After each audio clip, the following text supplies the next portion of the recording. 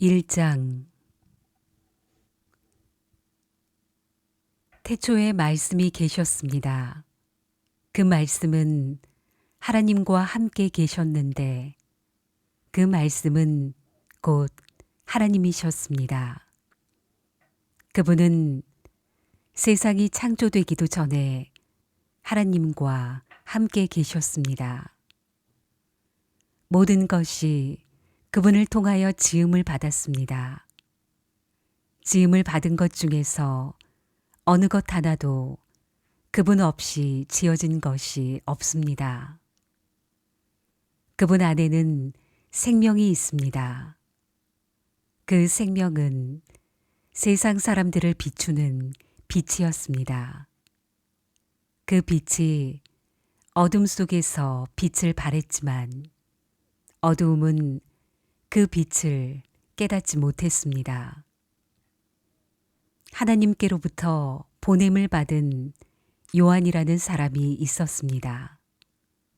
요한은 그 빛에 대하여 증언하여 자기를 통해 모든 사람들이 믿음을 얻도록 하기 위해 보냄을 받은 사람입니다. 요한 자신은 그 빛이 아니었으나 사람들에게 그 빛에 대하여 증언하기 위해 온 것입니다. 참 빛이 있었습니다.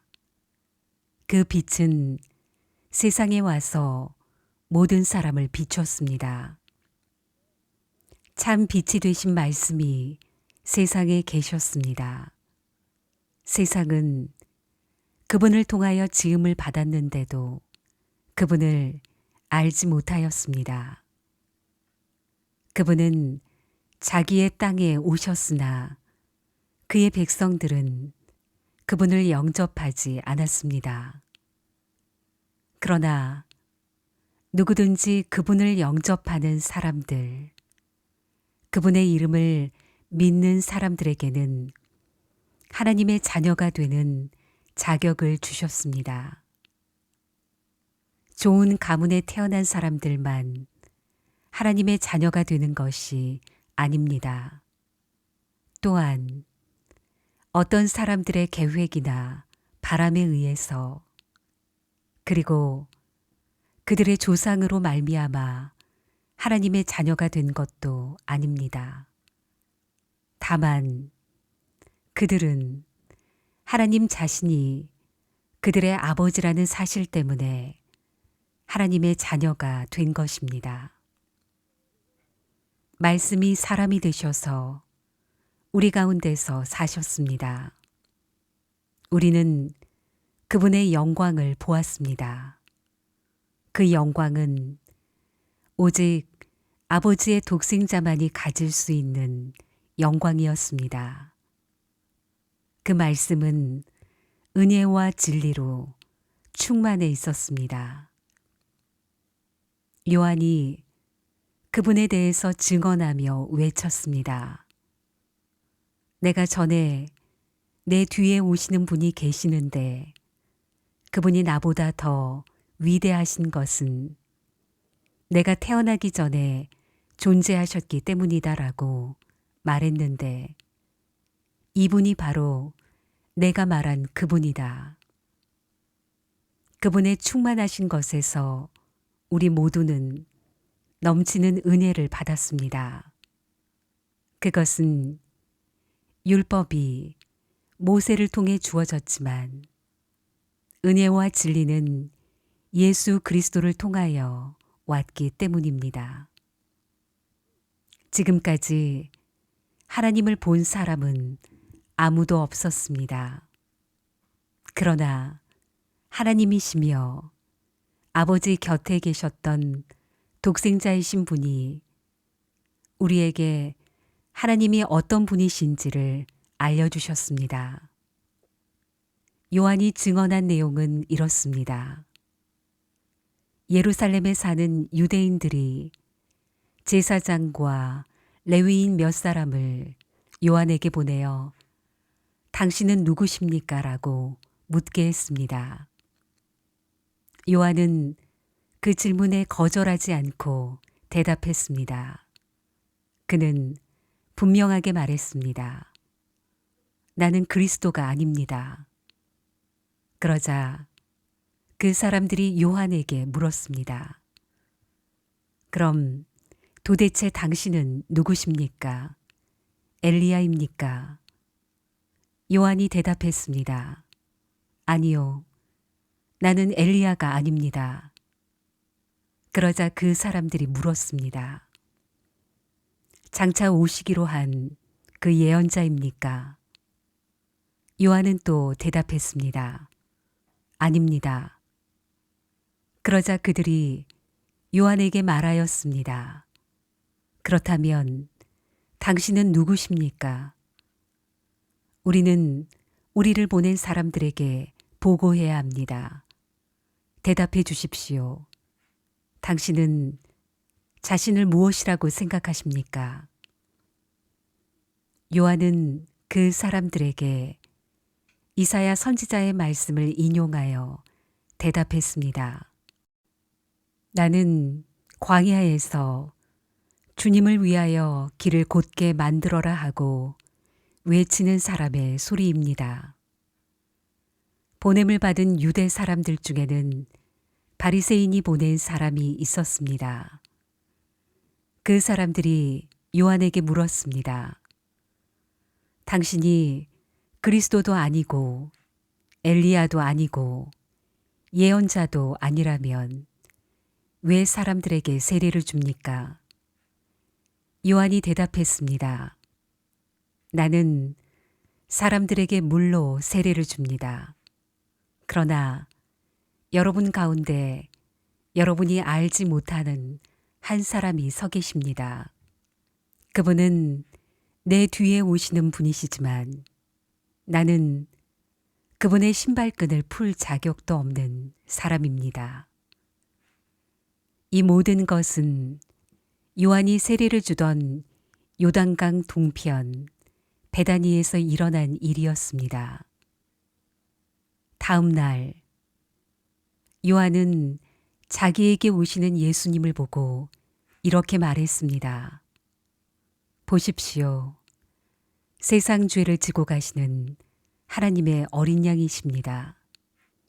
이분이 바로 내가 내 뒤에 오시지만 이분이 나보다 더 위대하신 것은 내가 태어나기 전에 존재하셨기 때문이다라고 말했던 분입니다. 나도 이분이 누구신지를 알지 못했습니다. 그러나 내가 물로 세례를 주러 온 이유는 이분을 이스라엘 백성들에게 알리기 위해서입니다. 또 요한이 증거했습니다. 나는 성령께서 비둘기처럼 하늘로부터 내려와 그분 위에 머물러 계신 것을 보았습니다. 나 역시 그분이 그리스도이신 것을 알지 못하였습니다. 그러나 나를 보내어 물로 세례를 주라고 하신 분이 너는 그 어떤 사람에게 성령이 내려와 그 위에 머무르는 것을 보면 그 사람이 성령으로 세례를 주실 바로 그분인 줄 알아라 하고 말씀하셨습니다. 나는 그분이 하나님의 아들이신 것을 보았고 그분이 바로 하나님의 아들이라고 증언하였습니다. 그 다음 날 요한은 제자 두 사람과 함께 다시 그 자리에 서 있었습니다. 그는 예수님께서 지나가시는 것을 보고 말했습니다. 보아라, 하나님의 어린 양이시다. 제자 두 사람은 요한이 이렇게 말하는 것을 듣고 예수님을 따라갔습니다. 예수님께서는 몸을 돌려 자기를 따라오는 두 사람을 돌아보며 물으셨습니다. 원하는 것이 무엇이냐? 그들은 라삐님, 사시는 곳이 어디입니까? 라고 말했습니다. 라삐라는 말은 선생이라는 뜻입니다. 예수님께서는 와서 보아라 하고 대답하셨습니다. 그래서 두 사람은 예수님과 함께 갔습니다. 그들은 예수님께서 머무르시는 곳을 보았고 그날 예수님과 함께 그곳에서 지냈습니다. 때는 오후 4시쯤이었습니다. 요한에게서 예수님에 대한 이야기를 듣고 예수님을 따른 두 제자 중 한 사람은 시몬 베드로의 동생 안드레였습니다. 안드레가 첫 번째 한 일은 그의 형 시몬을 찾은 일이었습니다. 그는 시몬에게 우리가 메시아를 찾았어라고 말했습니다. 메시아란 그리스도를 가리키는 말입니다. 그리고 나서 안드레는 시몬을 예수님께 데려왔습니다. 예수님께서는 시몬을 보시고 내가 요한의 아들 시몬이구나. 이제 너를 게바라고 부르겠다라고 말씀하셨습니다. 게바란 베드로란 뜻입니다. 다음 날 예수님께서는 갈릴리로 가기를 원하셨습니다. 예수님께서는 빌립을 만나시자 그에게 나를 따라오너라 하고 말씀하셨습니다. 빌립은 안드레와 베드로와 같은 동네인 베세다 사람이었습니다. 빌립은 나다나엘을 만나고는 그에게 이렇게 말했습니다. 모세가 율법책에 썼고 예언자들도 기록한 그분을 우리가 찾았다. 나사렛 사람 요셉의 아들 예수님이 바로 그분이시다. 그러나 나다나엘은 빌립에게 나사렛에서 뭐 좋은 것이 나올 수 있겠는가 라고 말했습니다. 빌립은 와서 보아라 하고 대답했습니다. 예수님께서는 나다나엘이 자기에게 오는 것을 보시고 여기 참 이스라엘 사람이 있다. 이 사람에게는 거짓된 것이 하나도 없다라고 말씀하셨습니다. 나다나엘은 예수님께 저를 어떻게 아십니까? 하고 물었습니다. 예수님께서 대답하셨습니다. 빌립이 너를 부르기 전 내가 무화과 나무 아래에 있는 것을 내가 보았다. 나다나엘은 예수님께 선생님, 당신은 하나님의 아들이시며 이스라엘의 왕이십니다라고 대답했습니다. 예수님께서는 나다나엘에게 내가 무화과 나무 아래에 있는 것을 내가 보았다고 말해서 나를 믿느냐? 그러나 너는 그것보다 더 큰 일을 보게 될 것이다 라고 대답하셨습니다. 그리고 그들에게 내가 너희에게 진리를 말한다. 너희는 하늘이 열리고 하나님의 천사들이 인자 위에서 오르락내리락 하는 것을 보게 될 것이다 라고 말씀하셨습니다. 2장 3일째 되던 날에 갈릴리에 있는 가나라는 마을에서 결혼식이 열렸습니다. 예수님의 어머니도 결혼식에 참석하였고 예수님과 그분의 제자들도 결혼식에 초대받았습니다. 포도주가 바닥났을 때 예수님의 어머니가 예수님께 이 집의 포도주가 다 떨어졌구나라고 말해 주었습니다. 예수님께서는 어머니, 왜 저에게 이런 부탁을 하십니까? 저의 때가 아직 오지 않았습니다라고 대답하셨습니다. 예수님의 어머니는 하인들에게 그분이 시키시는 일은 무엇이든지 하여라 하고 말해 두었습니다. 그 집에는 돌로 만든 물 항아리가 6개 있었습니다. 이 항아리는 유대인들이 정결 예식에 사용하는 항아리들이었습니다.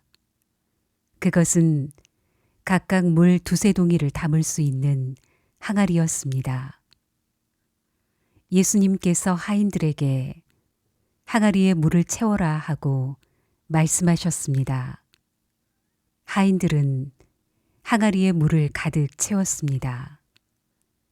그러자 예수님께서는 그들에게 자, 이제 그것을 퍼다가 잔치를 주관하는 사람들에게 갖다 주어라 하고 말씀하셨습니다. 하인들은 물을 떠서 잔치를 주관하는 사람들에게 갖다 주었습니다. 하인이 떠다준 물을 잔치를 주관하는 사람들이 맛보았을 때 그 물은 포도주가 되어 있었습니다. 그는 그 포도주가 어디서 난 것인지 알지 못하였지만 물을 가져온 하인들은 알고 있었습니다. 잔치를 주관하는 사람은 신랑을 불렀습니다. 그리고 그에게 사람들은 항상 처음에 좋은 포도주를 내놓고 손님들이 취한 다음에는 값싼 포도주를 내놓는 법인데 당신은 지금까지 가장 좋은 포도주를 보관하고 계셨군요 하고 말하였습니다. 예수님께서는 이 첫 번째 표적을 갈릴리 가나에서 행하셨으며 거기서 그의 영광을 보여주셨습니다. 그러자 그의 제자들이 그를 믿게 되었습니다. 이 일이 있은 후 예수님께서는 그의 어머니와 형제들과 제자들과 함께 가버나움이라는 마을로 가서 며칠 동안 머무르셨습니다. 유대의 명절인 유월절이 가까워 오자 예수님께서는 예루살렘으로 올라가셨습니다. 예수님께서는 성전 뜰 안에서 소와 양과 비둘기를 팔고 있는 사람들과 또 상에 앉아서 돈을 바꿔주는 사람들을 보셨습니다. 예수님께서는 끈으로 채찍을 만들어 양과 소를 비롯하여 모든 짐승을 성전뜰에서 쫓아내셨습니다.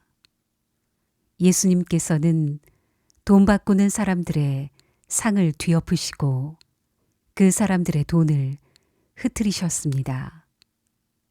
그리고 비둘기를 파는 사람들에게 명령하셨습니다. 이것을 여기서 치워라. 내 아버지의 집을 시장터로 만들지 마라. 이때 제자들은 성경에 주님의 집에 대한 나의 열심이 불처럼 나를 삼켜버렸다라고 기록된 것을 생각하였습니다. 유대인들은 예수님께 당신은 당신에게 이런 일들을 행할 권리가 있다는 것을 증명할 무슨 표적을 행할 수 있습니까? 하고 물었습니다. 예수님께서는 이 성전을 허물어라. 그러면 내가 3일 만에 이것을 다시 세우겠다라고 대답하셨습니다. 그러자 유대인들은 이 성전을 건축하는데 46년이 걸렸는데 당신이 3일 만에 다시 세우겠다는 겁니까? 라고 반문했습니다. 그러나 예수님께서 말씀하신 성전은 그분 자신의 몸을 가리키는 것이었습니다. 예수님께서 죽은 자들 가운데서 부활하신 후에 그분의 제자들은 예수님께서 이렇게 말씀하신 것을 기억하였고 그들은 성경과 예수님께서 하신 말씀을 믿었습니다. 예수님께서 예루살렘에 계시는 유월절 기간 동안 많은 사람들이 그분이 행하시는 표적을 보고 예수님을 믿었습니다. 그러나 예수님께서는 모든 사람을 알고 계셨기 때문에 자기 자신을 그 사람들에게 맡기지 않으셨습니다. 예수님께서는 사람들의 마음 속에 무엇이 들어있는지 알고 계셨기 때문에 사람에 대해서 어느 누구의 증언이 필요가 없었습니다. 3장 바리새인들 중에 니고데모라는 사람이 있었습니다. 그는 유대 공의회 의원 중 한 사람이었습니다. 어느 날 밤 니고데모가 예수님을 찾아왔습니다.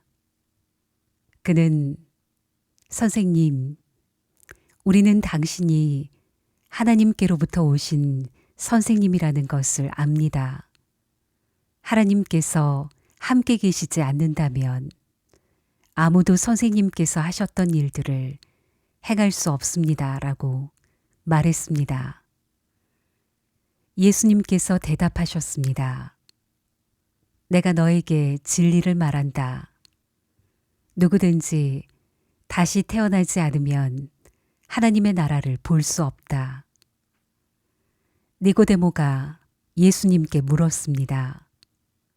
사람이 이미 나이가 많아 어른이 되었는데 어떻게 다시 태어날 수 있겠습니까? 어머니의 태 안에 다시 들어가 2번씩이나 태어날 수 있겠습니까? 예수님께서는 이렇게 대답하셨습니다. 내가 너에게 진리를 말한다. 누구든지 물과 성령으로 태어나지 않는다면 그 사람은 하나님 나라에 들어갈 수 없다. 사람이 육체적으로는 그의 부모로부터 태어나지만 영적으로는 성령으로부터 태어난다. 내가 너에게 다시 태어나야 한다라고 말한 것에 너무 놀라지 마라. 바람은 제 마음대로 부는 법이다.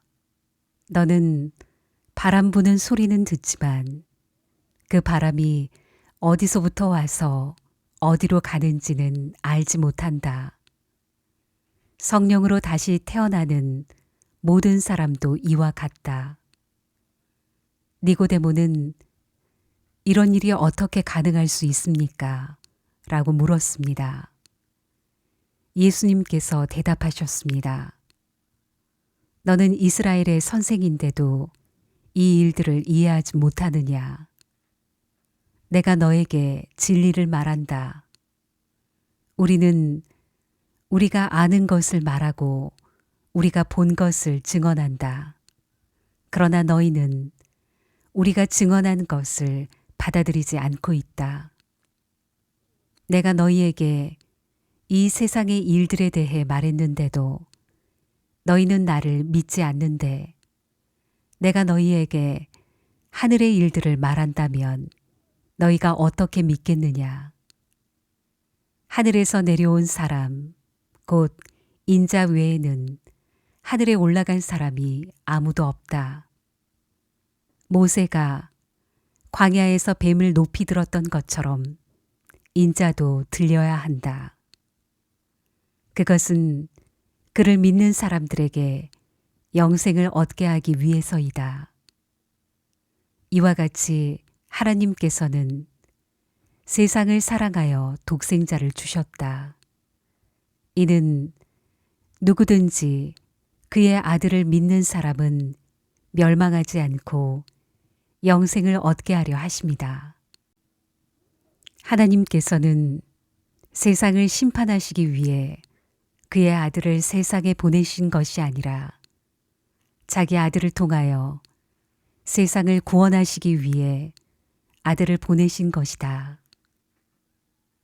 하나님의 아들을 믿는 사람은 유죄 판결을 받지 않는다. 그러나 그를 믿지 않는 사람은 이미 유죄 판결을 받은 것이다. 그것은 사람이 하나님의 독생자의 이름을 믿지 않았기 때문이다. 판결 내용은 이렇다. 빛이 세상에 와 있지만 사람들은 빛보다는 어두움을 더 좋아하였다는 것이다. 그들이 어두움을 더 좋아하는 것은 그들의 행위가 악하기 때문이다. 악을 행하는 사람마다 빛을 미워하며 또한 빛으로 말미암아 자기의 행위가 폭로되는 것이 두려워 빛을 향해 나오지 않는다. 그러나 진리를 행하는 사람은 그가 행한 모든 일들이 하나님을 통하여 행한 것이라는 사실을 나타내기 위해 빛을 향해 나온다. 이 일이 있은 후 예수님과 그의 제자들은 유대 지방으로 갔습니다. 예수님께서는 거기서 그의 제자들과 함께 머무르시면서 사람들에게 세례를 주셨습니다. 세례자 요한도 살렘 근처에 있는 에논에서 세례를 주었습니다. 이는 그곳에 물이 많고 사람들도 계속해서 자기에게 나아왔기 때문입니다. 이때는 요한이 아직 감옥에 갇히기 전이었습니다. 요한의 제자들 중 몇 사람과 유대인 사이에 정결 예법에 대한 논쟁이 벌어졌습니다. 그래서 그들은 요한에게 와서 선생님, 요단강 동편에서 선생님과 함께 계시던 분, 즉 선생님께서 이전에 증언하셨던 그분이 지금 세례를 주고 계시며 모든 사람들이 그분에게로 가고 있습니다. 라고 말했습니다. 요한이 대답했습니다. 하늘의 하나님께서 주지 않으시면 사람은 아무것도 받을 수 없다. 너희들은 나는 그리스도가 아니며 그분보다 앞서 보냄을 받은 사람이다 라고 말한 것을 들은 증인들이다. 신부의 주인은 신랑이다. 신랑을 기다리며 그가 오는 소리에 귀를 기울이는 신랑의 친구는 신랑의 소리를 듣고 대단히 기뻐한다. 나의 기쁨도 이와 똑같은 것이다. 나의 기쁨이 이제 이루어졌다. 그분은 점점 더 위대해질 것이고 나는 점점 더 사람들의 관심에서 멀어지게 될 것이다. 위로부터 오신 분은 모든 것 위에 계신 분이다. 땅으로부터 온 사람은 땅에 속하여 땅의 일을 말한다. 그러나 하늘로부터 오신 분은 모든 것 위에 계신 분이다. 그분은 그가 보고 들었던 것을 증언하신다. 그러나 아무도 그분의 증언을 받아들이지 않는다. 그분의 증거를 받아들이는 사람은 하나님이 참되신 분이라는 사실을 인정한다. 하나님께서 보내신 그분은 하나님의 말씀을 전하신다. 하나님께서는 그분에게 성령을 한없이 주셨다. 아버지는 아들을 사랑하셔서 모든 것을 그의 손에 맡기셨다. 아들을 믿는 사람은 영생이 있지만 아들을 거역하는 사람은 생명을 보지 못하고 도리어 그에게 하나님의 진노가 있을 것이다. 4장 바리새인들은 예수님께서 요한보다 더 많은 사람을 제자로 삼고 세례를 준다는 소문을 들었습니다. 그러나 사실 예수님께서 직접 사람들에게 세례를 주신 것이 아니라 제자들이 세례를 준 것이었습니다. 예수님께서는 바리새인들이 자기에 대하여 이야기하고 있다는 것을 아시고 유대를 떠나 다시 갈릴리로 가셨습니다. 갈릴리로 가려면 사마리아 지방을 거쳐가야만 했습니다. 예수님께서는 사마리아에 있는 수가라는 마을로 들어가셨습니다. 이 마을은 야곱이 자기 아들 요셉에게 주었던 밭에서 그리 멀지 않은 곳에 있었습니다. 그곳에 야곱의 우물이 있었습니다. 예수님께서는 오랜 여행으로 피곤하여 그 우물가에 앉으셨습니다. 그때가 대략 정오쯤이었습니다. 사마리아 여자 한 사람이 물을 기르러 나왔습니다. 예수님께서는 그 여자에게 내게 마실 물 좀 주시오 라고 말씀하셨습니다. 이 일이 일어날 즈음 예수님의 제자들은 먹을 것을 사러 마을로 내려가고 그 자리에 없었습니다. 사마리아 여자는 예수님께 당신은 유대 남자고 나는 사마리아 여자인데 어떻게 나에게 마실 것을 달라고 할 수 있습니까? 라고 말했습니다.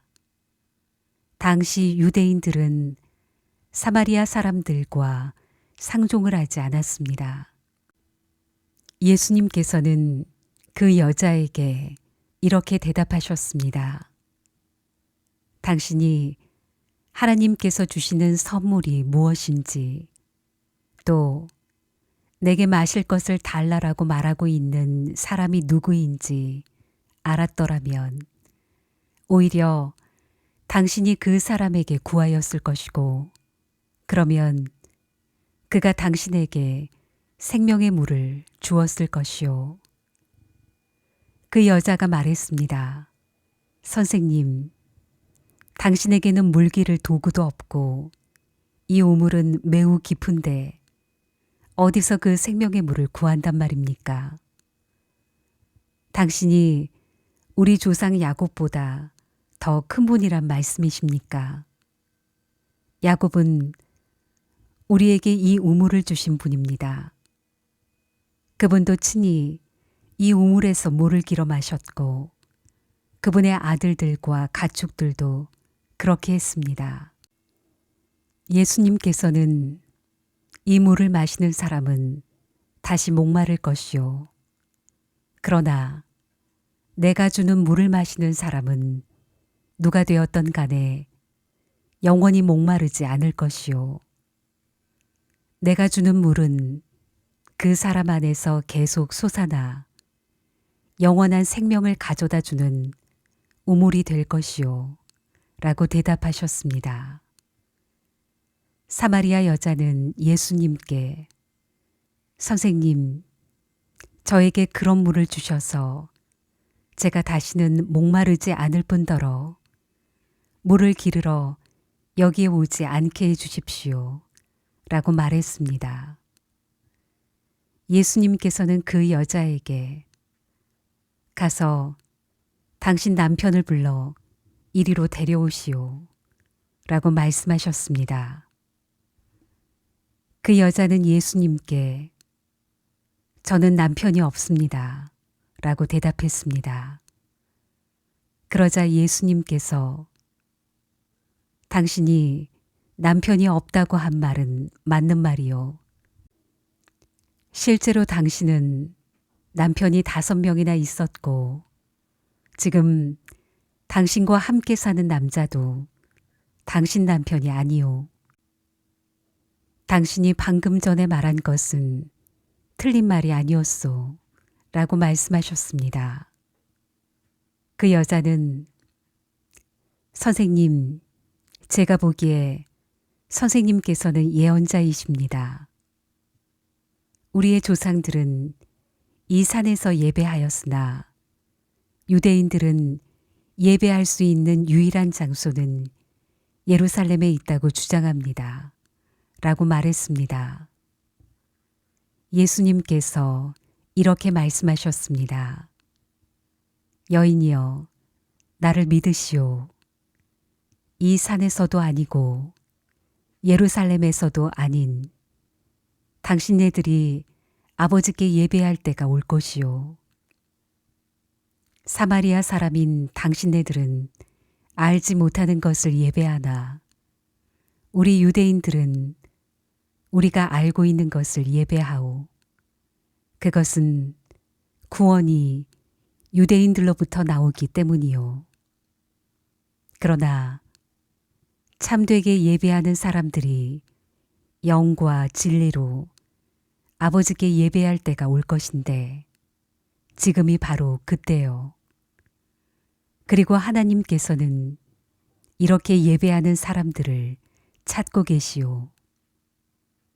하나님께서는 영이시기 때문에 하나님께 예배하는 사람들은 반드시 영과 진리로 예배해야만 하오. 그 여자는 그리스도라고 불리는 메시아가 오실 것이라는 사실을 알고 있습니다. 그분이 오시면 우리에게 모든 것을 설명해 주실 것입니다. 라고 말했습니다. 그러자 예수님께서 여자에게 말씀하셨습니다. 지금 당신과 이야기하고 있는 내가 바로 그 메시아요.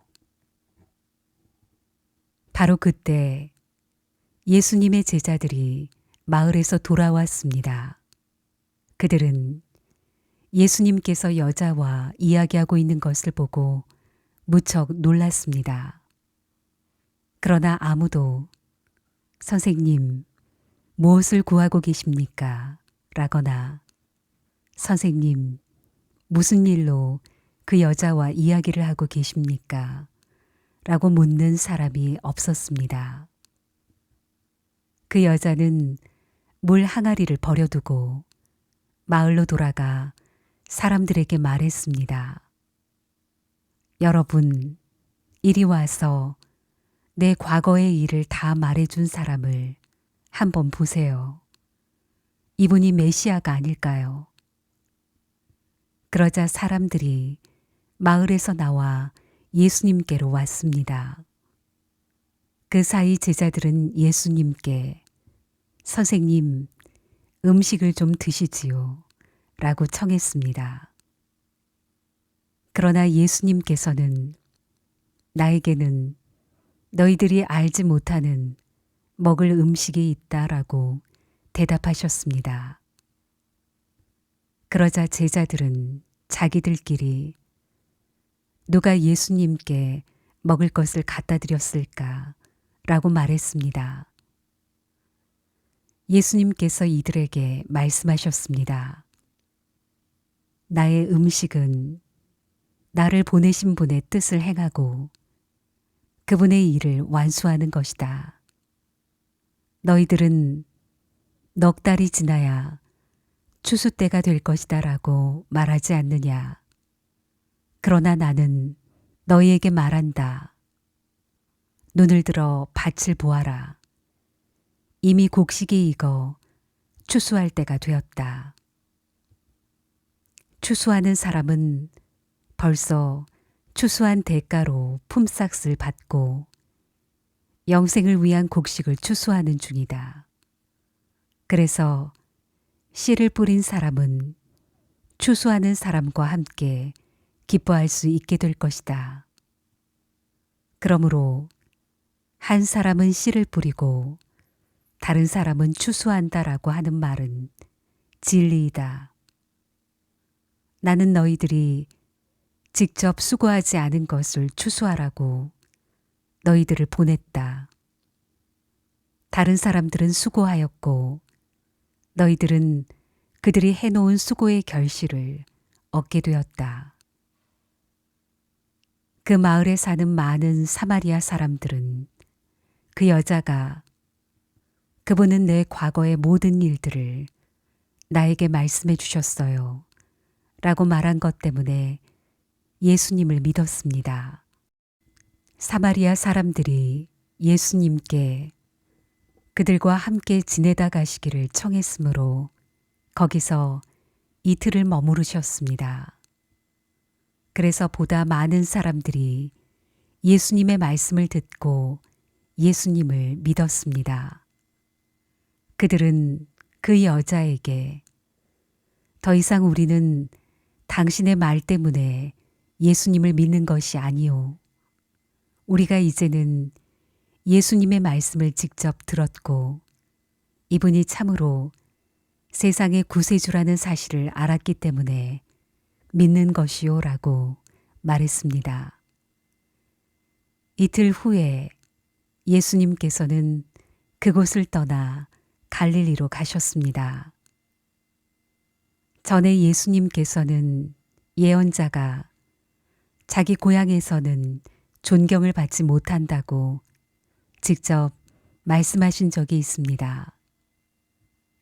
예수님께서 갈릴리에 도착했을 때 그곳 사람들은 예수님을 환영했습니다. 왜냐하면 그 사람들은 유월절에 예루살렘에서 예수님께서 하신 모든 일들을 보았으며 또한 자신들도 유월절에 그곳에 있었기 때문입니다. 예수님께서는 갈릴리 가나를 또 방문하셨습니다. 이곳은 예수님께서 물로 포도주를 만드셨던 곳입니다. 이곳에는 높은 지위를 가진 왕의 신하 한 사람이 살고 있었습니다. 그 신하의 아들은 병에 걸려 가버나움에 있었습니다. 왕의 신하는 예수님께서 유대 지방에서 갈릴리로 오셨다는 소식을 듣고 예수님께 찾아가 가버나움으로 오셔서 자기 아들을 낫게 해달라고 간청하였습니다. 그 신하의 아들은 거의 죽기 직전에 있었습니다. 예수님께서 왕의 신하에게 말씀하셨습니다.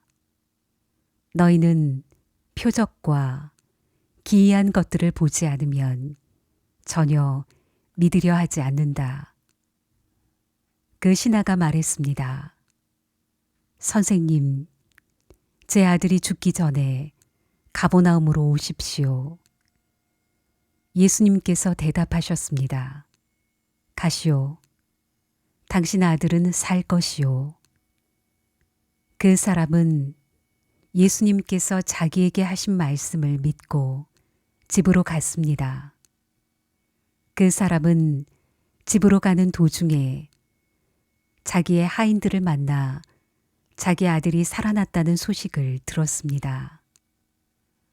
왕의 신하가 자기 아들이 낫게 된 때를 묻자 하인들은 어제 오후 1시 무렵부터 열이 떨어졌습니다 라고 대답했습니다.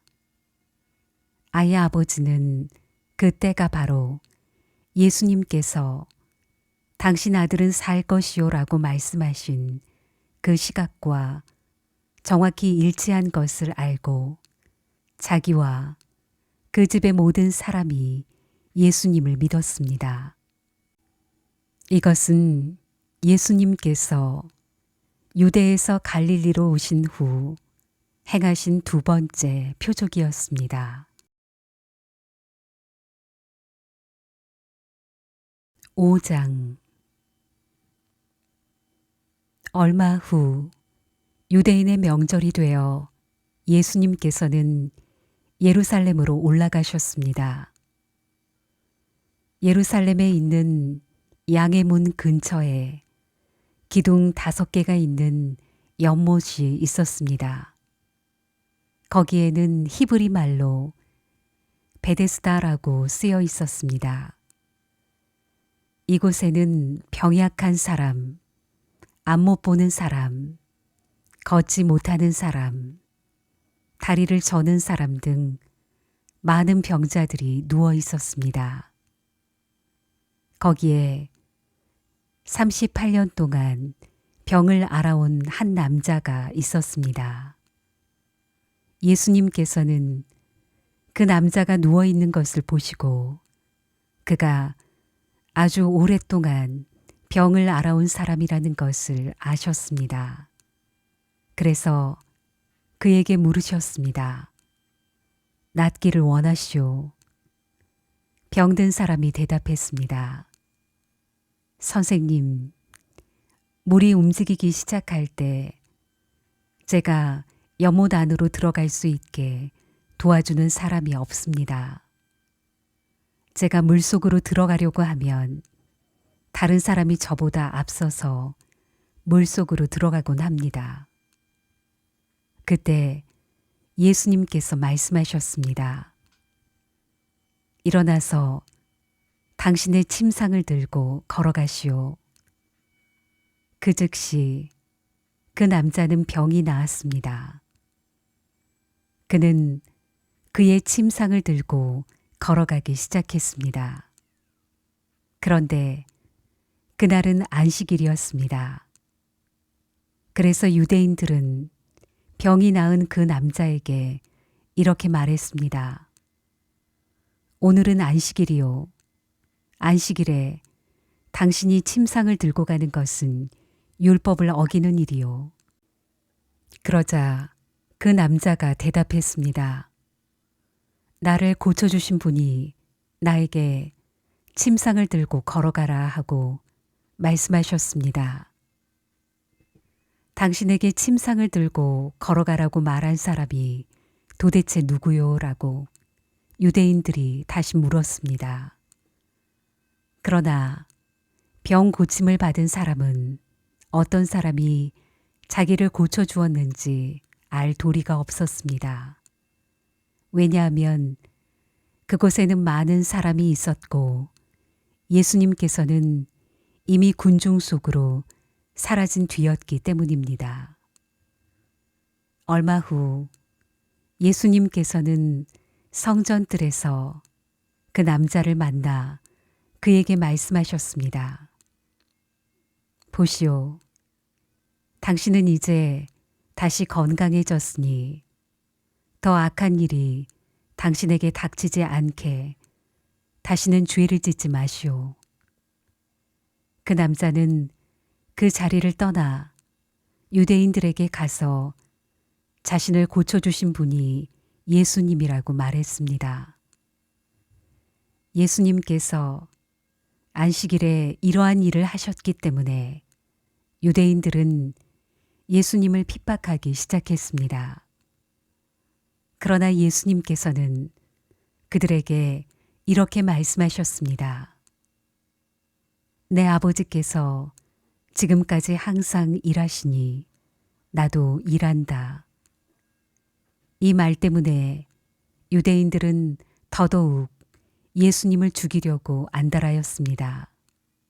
그것은 그분이 안식일을 범할 뿐 아니라 하나님을 자기의 친아버지라고 불러 자기를 하나님과 동등하게 여기고 있기 때문이었습니다. 그러나 예수님께서 말씀하셨습니다. 내가 너희에게 진리를 말한다. 아들은 어느 것 하나도 혼자서 할 수 없다. 아들은 다만 아버지께서 하시는 일을 보고서야 그것을 할 수 있을 따름이다.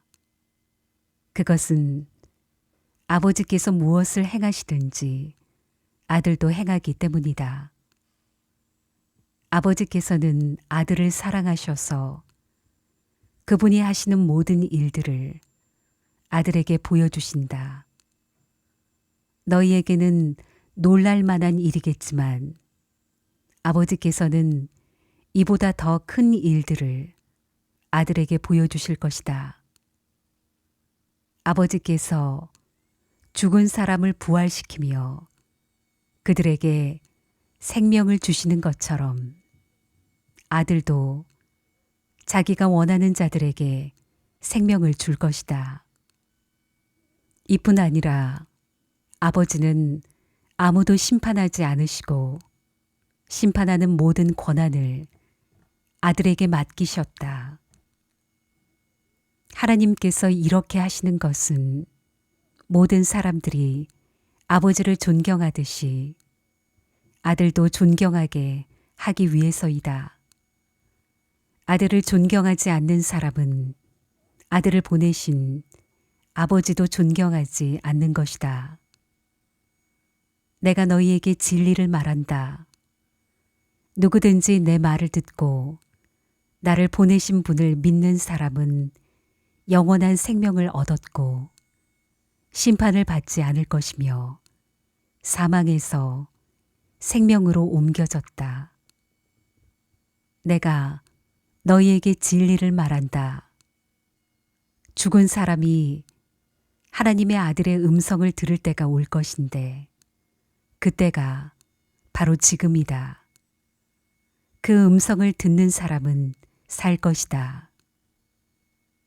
아버지 속에 생명이 있는 것처럼 아버지께서는 아들에게도 생명을 주어 그 속에 있게 하셨다. 또한 아들이 곧 인자이기 때문에 아버지께서는 아들에게 심판할 수 있는 권한을 주셨다. 이 말을 한다고 놀라지 마라. 무덤 속에 있는 모든 사람들이 아들의 음성을 들을 때가 올 것이다. 선한 일을 한 사람들은 생명을 얻기 위해 부활할 것이며 악한 일을 한 사람들은 심판을 받기 위해 부활할 것이다. 나는 혼자서는 아무것도 할 수 없다. 나는 내가 듣는 대로만 심판을 한다. 그래서 나의 심판은 의롭다. 나는 내가 하고 싶은 것을 하려 하지 않고 오직 나를 보내신 분이 원하시는 것을 하려고 애쓴다. 내가 나 자신에 대하여 증언한다면 사람들은 내 증거를 참된 증거로 받아들이지 않을 것이다. 그러나 나에 대하여 증언하는 다른 분이 계시니 나는 그분이 나에 대하여 증언하는 것이 옳다는 것을 안다. 너희가 요한에게 사람을 보냈고 요한은 너희에게 진실되게 증언하였다.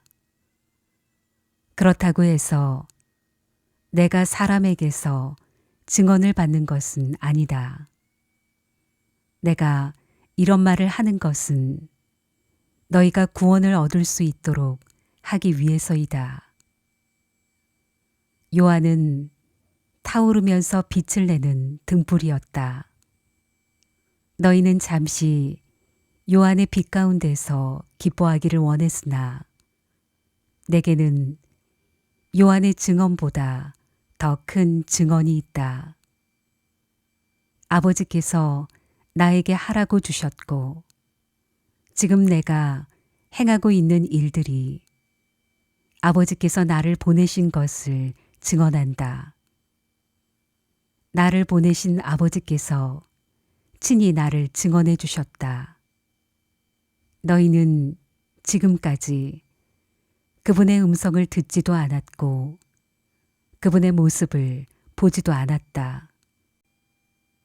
또한 너희는 아버지께서 보내신 사람을 믿지 않기 때문에 하나님의 말씀이 너희 속에 머물러 있지도 않는다.